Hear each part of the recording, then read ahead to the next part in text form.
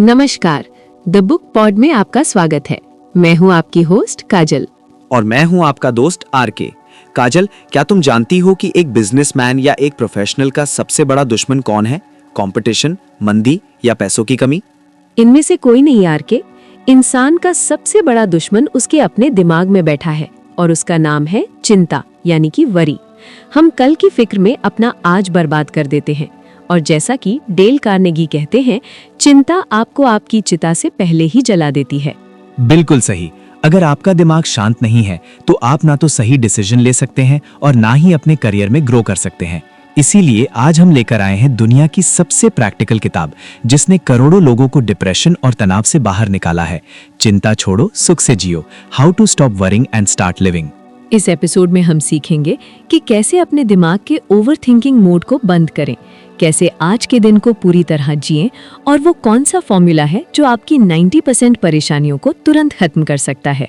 तो अगर आप अपनी मेंटल हेल्थ को सुधार कर अपनी प्रोडक्टिविटी को 10 गुना बढ़ाना चाहते हैं तो ये पॉडकास्ट आपके लिए एक मेडिटेशन से कम नहीं होगा। चलिए चिंता को डस्टबिन में डालते हैं और सुख से जीना शुरू करते हैं, सिर्फ द बुक पॉड पर।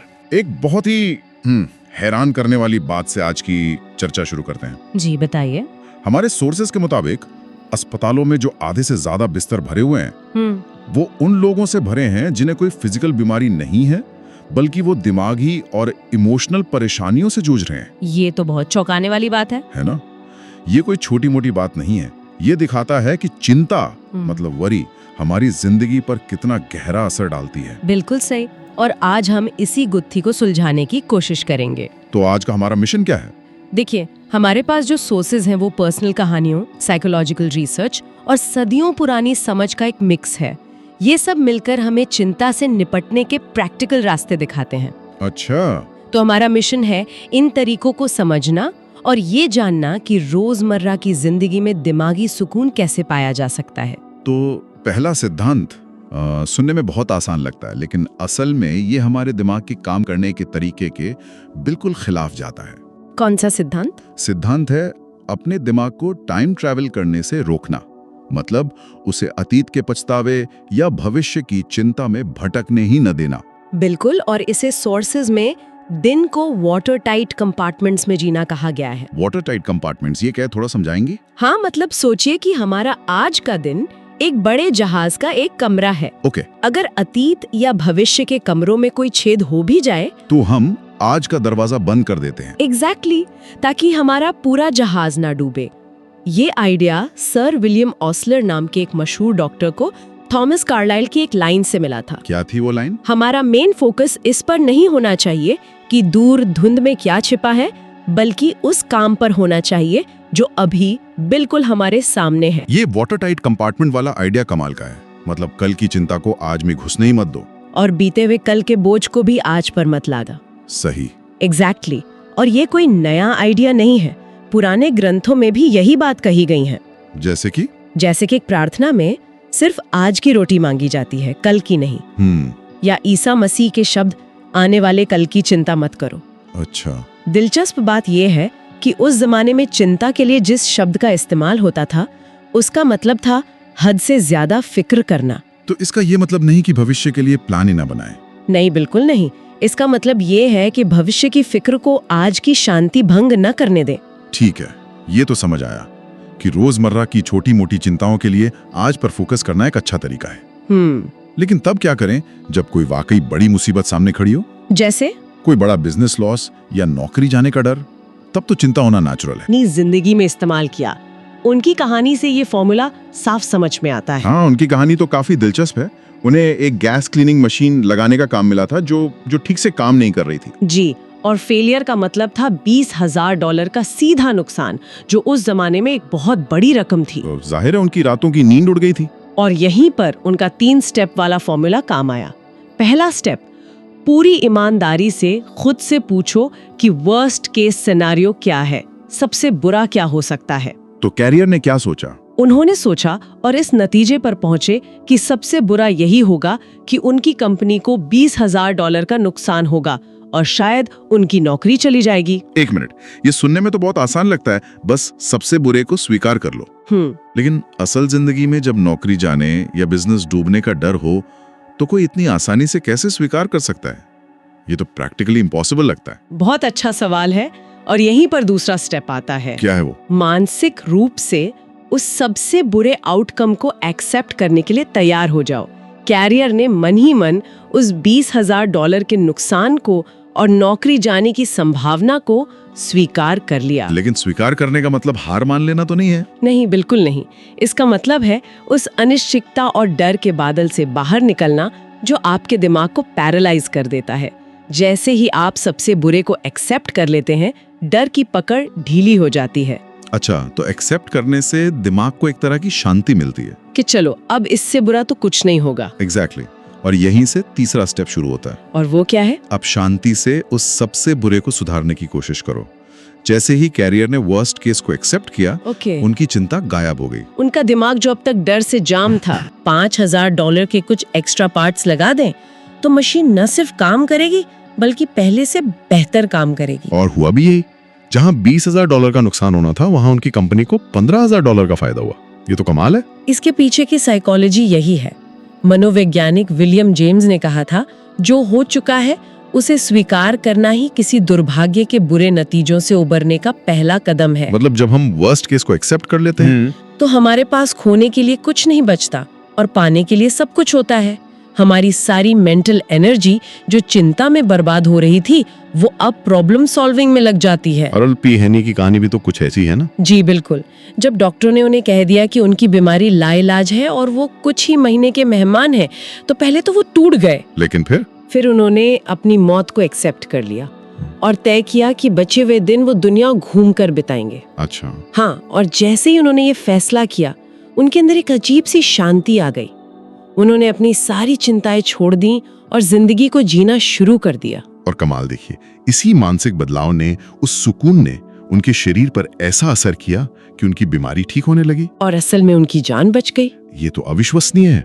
मतलब दिमाग को शांत करने से शरीर भी ठीक हो सकता है? बिल्कुल। ये सिर्फ एक एहसास है या इसका कोई साइंटिफिक बेसिस भी है? मतलब ये चिंता हमारे शरीर के साथ करती क्या है फिजिकली? ये बहुत ही गंभीर सवाल है और इसका जवाब भी उतना ही गंभीर है। नोबेल पुरस्कार विजेता डॉक्टर एलेक्सिस कैरियल ने कहा था, जो बिजनेस प्रोफेशनल्स चिंता से लड़ना नहीं जानते, वो जवानी में ही मर जाते हैं। और हमारे सोर्सेज कहते हैं कि लगभग 70% मरीज सिर्फ अपने डर और चिंता को दूर करके ठीक हो सकते हैं। 70%? हाँ, ये बहुत बड़ा नंबर है। और इसके पीछे ठोस मेडिकल एविडेंस है। चिंता हमारे नर्वस सिस्टम को हाई अलर्ट पर रखती है, जिससे पेट में एसिड ज्यादा बनता है। अच्छा। हाँ, मेयो क्लिनिक की एक स्टडी में पाया गया कि पेट की 80% बीमारियों का कोई फिजिकल कारण था ही नहीं। तो फिर कारण क्या था? डर, चिंता, नफरत और तनाव, यही सब पेट के अल्सर जैसी बीमारियों की असली जड़ थे। और ये सिर्फ पेट तक ही सीमित नहीं होगा, है ना? बिल्कुल नहीं। डॉक्टर रसल सेसिल, जो गठिया यानी आर्थराइटिस के वर्ल्ड फेमस एक्सपर्ट है, वो बताते हैं कि गठिया के 4 मेन कारणों में से एक चिंता है। चिंता से गठिया? जी, चिंता हमारे शरीर के कैल्शियम बैलेंस को बिगाड़ सकती है, जिससे दांतों में सड़न तक हो सकती है। और थायराइड का क्या? मैंने सुना है उस पर भी असर पड़ता है। बिल्कुल, चिंता हमारी थायराइड ग्रंथि पर भी हमला करती है। इससे थायराइड हार्मोन ज्यादा बनने लगता है और शरीर एक भट्टी की तरह जलने लगता है। दिल की धड़कन तेज हो जाती है। और अगर इसका इलाज ना हो तो इंसान की मौत भी हो सकती है। बिल्कुल। तो ये तो एक दुष्चक्र, एक विशियस साइकिल जैसा है। हम चिंता करते हैं, जिससे शरीर बीमार होता है, और फिर हम अपनी बीमारी की चिंता करने लगते हैं। इसे तोड़ा कैसे जाए? हमें समस्या को देखने का तरीका ही बदलना होगा, है ना? बिल्कुल। और इसके लिए अरस्तु ने हजारों साल पहले 3 बेसिक स्टेप्स बताए थे, जो आज भी उतने ही रेलेवेंट हैं। क्या है वो स्टेप्स? पहला, तथ्य इकट्ठा करें, गेट द फैक्ट्स। ये सुनने में बहुत सीधा लगता है, पर शायद यही सबसे मुश्किल काम है। क्यों? क्योंकि हम अक्सर बिना सारे फैक्ट्स जाने ही परेशान होने लगते हैं। सही कहा। हम आधी अधूरी जानकारी के आधार पर भावनाओं में बहकर नतीजे निकाल लेते हैं। डीन हॉक्स का एक बहुत अच्छा कोट है, जब कोई इंसान तथ्यों को जानने में समय लगाता है, तो ज्ञान की रोशनी में चिंताएं भाप बनकर उड़ जाती हैं। मतलब हमें अनबायस्ड होकर दोनों पक्षों के फैक्ट्स इकट्ठा करने चाहिए। जी ठीक है, तो पहला स्टेप है सारे फैक्ट्स जमा करना। फिर दूसरा स्टेप क्या है? दूसरा स्टेप, तथ्यों का विश्लेषण करें, एनालाइज द फैक्ट्स। और तीसरा, एक निर्णय पर पहुंचे और उस पर काम करें। Arrive at a decision and then act on that decision. Gallon Litchfield की कहानी इसका एक परफेक्ट एग्जाम्पल है। जी बताइए। जब जापानियों ने शंघाई पर कब्जा कर लिया था तो उनकी कंपनी की कुछ संपत्ति एक जापानी एडमिरल ने जब्त कर ली थी। तो लिचफील्ड बुरी तरह डर गए थे। उन्हें लगा कि उन्हें जेल में डाल दिया जाएगा या मार दिया जाएगा। वाह, मतलब सिर्फ अपनी समस्या को कागज पर लिखने और उसके सारे पहलू सोचने भर से उनकी जान बच गई। बिल्कुल। उस रविवार की दोपहर वो अपने टाइपराइटर पर बैठे और उन्होंने ये 3 स्टेप्स फॉलो किए। सबसे पहले उन्होंने सवाल लिखा होगा। हाँ, सवाल था मेरी चिंता का कारण क्या है। फिर उन्होंने लिखा मैं इस बारे में क्या कर सकता हूँ। उन्होंने सारे पॉसिबल ऑप्शंस लिखे। क्या थे वो ऑप्शंस? एडमिरल से मिलने जा सकता हूँ, भागने की कोशिश कर सकता हूँ, या सोमवार को ऑफिस जाकर ऐसे बिहेव कर सकता हूँ जैसे कुछ हुआ ही ना हो। और फिर उन्होंने हर ऑप्शन के नतीजों का विश्लेषण किया होगा। एग्जैक्टली। उन्होंने हर ऑप्शन के आगे लिखा कि उसका नतीजा क्या होगा। विश्लेषण करने के बाद उन्हें साफ दिख गया कि सबसे लॉजिकल डिसीजन यही था कि वो सोमवार को ऑफिस जाएं और नॉर्मल एक्ट करें। इससे एडमिरल को लगेगा कि इसमें कुछ भी गड़बड़ नहीं है। जी, उन्होंने अपना डिसीजन लिया और उस पर टिके रहे। और नतीजा क्या हुआ? जब वो ऑफिस पहुंचे तो एडमिरल वहां बैठा था। उसने लिचफील्ड को घूर कर देखा पर कुछ कहा नहीं। और कुछ हफ्तों बाद वो टोक्यो लौट गया और लिचफील्ड की सारी चिंताएं खत्म हो गईं। तो सिर्फ फैक्ट्स का एनालिसिस करके एक डिसीजन पर पहुंचने और उस पर एक्ट करने से शायद उनकी जान बच गई। हाँ, और सबसे जरूरी है तीसरा स्टेप, एक्शन लेना। बिना एक्शन के सारा विश्लेषण बेकार है। ये तो बड़ी समस्याओं की बात हुई, लेकिन उन छोटी छोटी चिंताओं का क्या जो हमें दीमक की तरह खा जाती हैं? जैसे किसी ने कुछ कह दिया या ट्रैफिक में कोई बहस हो गई। हम जिंदगी की बड़ी त्रासदियों का सामना तो शायद बहादुरी से कर लेते हैं, लेकिन ये छोटी छोटी दीमकें हमें अंदर से खोखला कर देती हैं। बिल्कुल, आपने बिल्कुल सही शब्द इस्तेमाल किया, दीमक। और इससे बचने का एक बहुत ही पावरफुल तरीका है किसी काम में व्यस्त रहना, मतलब बिजी रहना। हाँ, हमारे सोर्सेज में इसे परेशान दिमाग के लिए सबसे अच्छी दवा कहा गया है। मनोचिकित्सक भी यही कहते हैं। ऐसा क्यों? जब आप किसी काम में पूरी तरह डूब जाते हैं तो चिंता के लिए दिमाग में जगह ही नहीं बचती। जॉर्ज बर्नार्ड शॉ ने कहा था, दुखी होने का राज ये है कि आपके पास ये सोचने का खाली समय हो कि आप खुश हैं या नहीं। लेकिन क्या ये सिर्फ एक तरह का एस्केपिज्म नहीं है? मतलब हम असल समस्या को सुलझाने के बजाय बस अपना ध्यान भटका रहे हैं। ये एक वैलिड पॉइंट है, लेकिन यहाँ व्यस्त रहने का मतलब प्रॉब्लम से भागना नहीं है, बल्कि अपनी एनर्जी को कंस्ट्रक्टिव काम में लगाना है। अच्छा, जब आप किसी मीनिंगफुल काम में व्यस्त होते हैं तो न केवल आपका ध्यान बढ़ता है, बल्कि आपको एक पर्पस और अचीवमेंट का एहसास भी होता है, जो चिंता को कम करता है। इसके कुछ अच्छे उदाहरण हैं हमारे सोर्सेज में। जी जैसे ओसा जॉनसन, जो एक मशहूर एक्सप्लोरर थी। जी। पति की मौत के बाद वो गहरे दुख में डूब गईं। लेकिन उन्होंने हिम्मत नहीं हारी।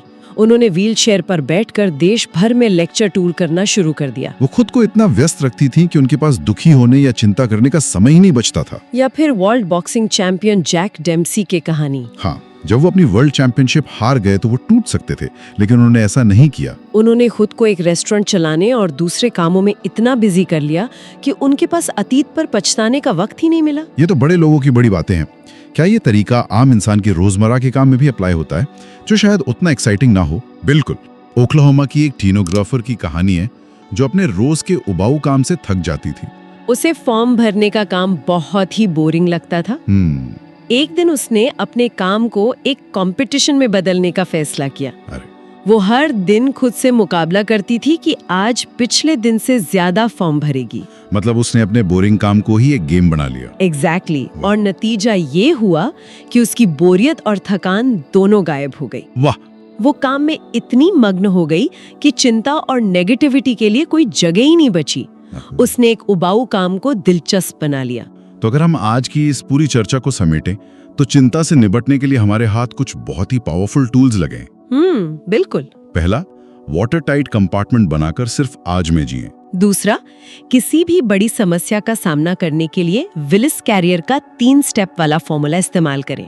सबसे बुरा सोचें, उसे एक्सेप्ट करें और फिर उसे सुधारने में लग जाएं। तीसरा, भावनाओं में बहने से पहले फैक्ट्स इकट्ठा करें, उनका एनालिसिस करें, एक डिसीजन लें और फिर तुरंत उस पर काम करें। और आखिर में खुद को किसी न किसी कंस्ट्रक्टिव काम में इतना व्यस्त रखें कि छोटी छोटी चिंताओं की दीमक को आपको खोखला करने का मौका ही ना मिले।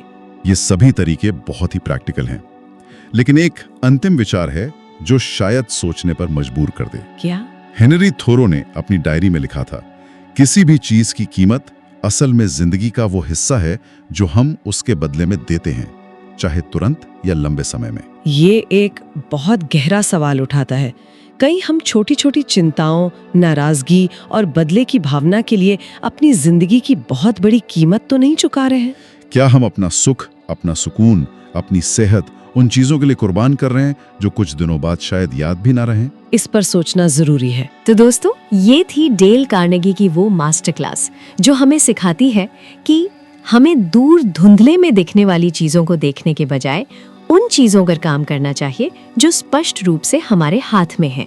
हमें उम्मीद है कि द बुक पॉट का ये एपिसोड सुनने के बाद आप कल क्या होगा सोचना छोड़ देंगे और आज क्या करना है उस पर फोकस करेंगे। अगर आज आपके सिर से चिंता का बोझ हल्का हुआ है तो हमारे चैनल को अभी सब्सक्राइब करें और लाइक बटन दबाकर एक स्ट्रेस फ्री लाइफ की शुरुआत करें। इस वीडियो को अपने उन दोस्तों या कलीग्स के साथ जरूर शेयर करें जो हमेशा टेंशन में रहते हैं और छोटी छोटी बातों पर परेशान हो जाते हैं। ये वीडियो उन्हें नई जिंदगी दे सकता है। और अब आज का वो सवाल जो आपकी प्रॉब्लम सॉल्विंग स्किल को टेस्ट करेगा। डेल कार्नेगी ने चिंता मिटाने का एक जादुई सवाल बताया है, बुरे से बुरा क्या हो सकता है? What is the worst that can happen? तो हमारा सवाल आपसे ये है और इसका जवाब आपको बहुत ईमानदारी से नीचे कमेंट बॉक्स में देना है। फिलहाल वो कौन सी एक चिंता, वरी है जो आपको रातों को सोने नहीं दे रही? और अगर आप डेल कार्नेगी का फॉर्मूला लगाएं तो उस सिचुएशन में बुरे से बुरा क्या हो सकता है? क्या सच में वो इतना डरावना है जितना आप सोच रहे हैं? अपनी उस डर का सामना करें और उसे कमेंट में लिखें। जब आप उसे लिख देंगे तो उसका डर आधा हो जाएगा। हमें आपके जवाब का इंतजार रहेगा। मैं आरके और मैं काजल आपसे फिर मिलेंगे सुकून और सफलता की एक नई किताब के साथ। तब तक के लिए मस्त रहिए और व्यस्त रहिए। धन्यवाद।